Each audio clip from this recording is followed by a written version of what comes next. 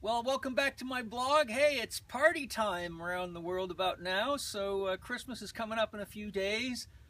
Then it won't be but a few days, and it's New Year's time, and we know that those are times to party. So today I thought I'd share a few tips for how to minimize the damage on your body and your mind while going through party season. I'll start with alcohol. Remember, every molecule of alcohol that enters your body takes 3 molecules of water with it when it leaves. So alcohol is very dehydrating to the body. And if you look at the body's Many Cries for Water by Dr. Batman-Gilic, he says that even 1% dehydration in the central nervous system can cause significant psychological disorders. And when you consider that this is the time of year we're often drinking alcohol with family members who are oftentimes the ones most likely to challenge us on our beliefs and the way we dress and everything else, it's a good idea to keep yourself well hydrated and not fall too far into unconsciousness, or we end up not really having a great holiday season, but kind of just dragging ourselves home wondering what the hell happened. The other thing is, alcohol should not be drunk on an empty stomach. Alcohol is one of the chief causes of leaky gut syndrome, which is what happens when your intestinal tract, small intestine, gets inflamed and you can no longer effectively absorb food, and it leads to food intolerances and all sorts of stress on the liver and detoxification pathways. So it's very, very important to put fat and or protein in your body with or right before alcohol. So things like cheeses, if you can handle them, fatty meats such as beef, anything that's got some good fat and protein, it'll tie the alcohol up and helps protect the stomach from too much direct exposure from alcohol. For those of you that have food allergies, food intolerances, and other challenges such as fungal infections, parasite infections, and all that, I'd highly recommend you stay away from any of the commercially produced things like wine coolers or flavored alcoholic beverages that are sweet. You want to go for the minimalistic alcoholic beverages, and preferably organic, because those don't have chemicals in them, which are often triggers to people's reactions. And many of these alcoholic beverages are not only toxic, but so sweet they disrupt many systems in the body and leave you feeling burned out.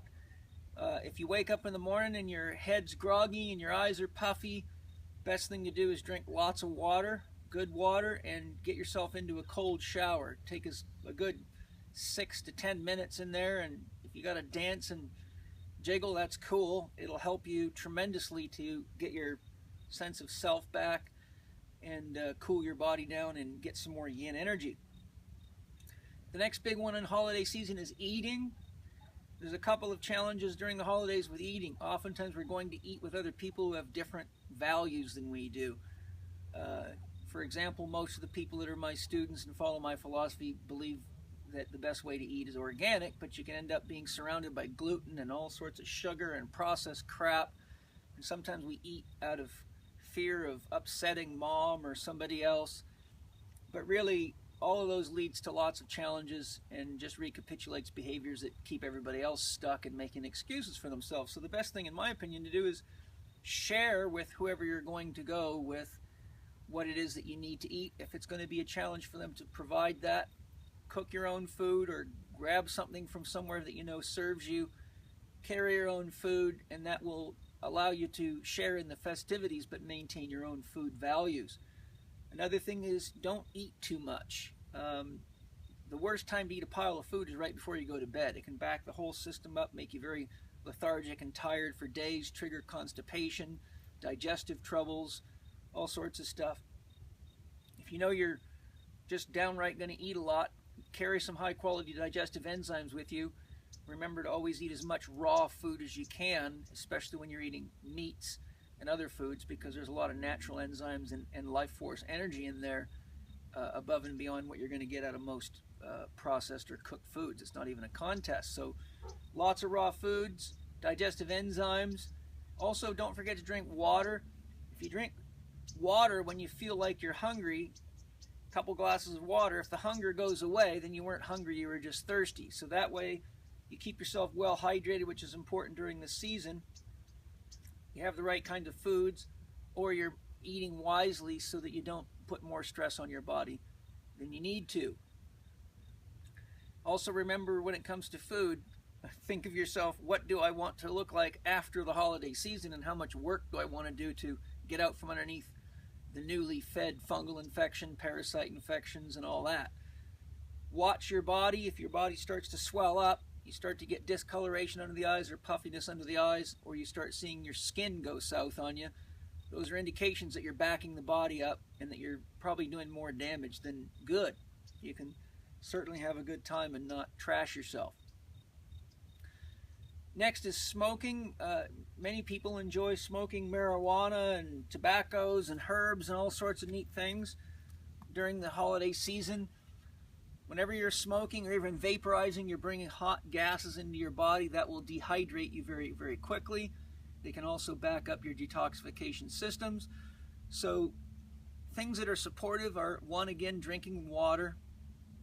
With anyone that's smoking needs to get outside, get their feet on the ground a couple of times a day and do some deep breathing, Tai Chi, fill your belly. Remember, 2/3 of the breath from the bottom and the last 1/3 from the top. If you couple that with movement, inhalation as you extend, exhalation as you go toward the fetal position, and just do anything that feels good to you. Stand outside with your feet on the ground, on grass. If it's wet, it's even better. Spend 15-20 minutes as needed to clear your head and charge your body with oxygen. When people smoke, it cuts down how much oxygen's entering the body, which then causes the body to have a significant energy shortage because oxygen's connection to metabolism in the Krebs cycle and many physiological functions of the body. So people that smoke and vaporize tend to actually get a lot hungrier than they realize they would normally get, because it's coming from oxygen deprivation, which triggers the body to crave energy, which often leads to reaching for sugar, stimulants, coffee, tea, and food. But really, most people are doing less physical activity at this time of year and eating and drinking more sweet stuff than ever. So if you keep water in the system and oxygenate the system with breathing and movement, and remember that when you're feeling foggy in the head, and or even if you get too far out of your body, as a lot of people will during the season, again, a cold shower, even 3 minutes in an ice cold shower, will do miracles for straightening you up, balancing your energy field out.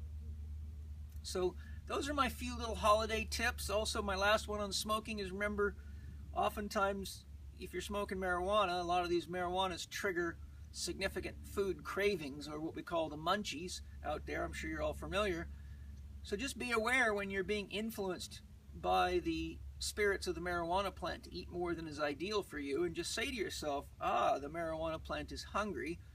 And remember, that doesn't mean that you're hungry. If you've already eaten enough food to sustain you, and you know it from your own personal experience, but you continue to feel like you need to eat more because the body seems to be hungry, know that it's the marijuana plant that's hungry. And when you feed that spirit of that plant, then your body has to deal with the digestion, detoxification, and elimination of it. So it's really a psychological hunger, if you will, not a physiological hunger. So if you learn to be aware of that and manage that accordingly, know that whenever you take alcohol or any of these plants into your body, you're literally taking the spirits of that plant into the body. Marijuana is a weed, so it has a ravenous appetite for sunlight and soil, so it can grow very, very quickly. So when you put a weed in your body, then you start taking on the characteristics of a weed, which is to eat as much as you can, drink as much as you can, and be in the sun. Hey, maybe I'm a weed.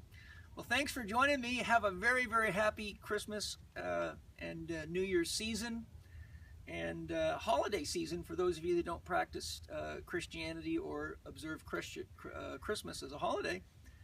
But in closing, remember, the word Christ does not mean a man. It means Christ consciousness, which means to realize yourself as one with all that is. So don't forget to give thanks to your food, a little connection, open your heart chakra. Thank the food for sustaining your life and giving its life for you. And think for a moment about what you're going to do with the energy and the love from that food to contribute to the whole and make the world a safer place for all sentient beings now and in the future. I'll be right there with you, enjoying it all. Talk to you soon.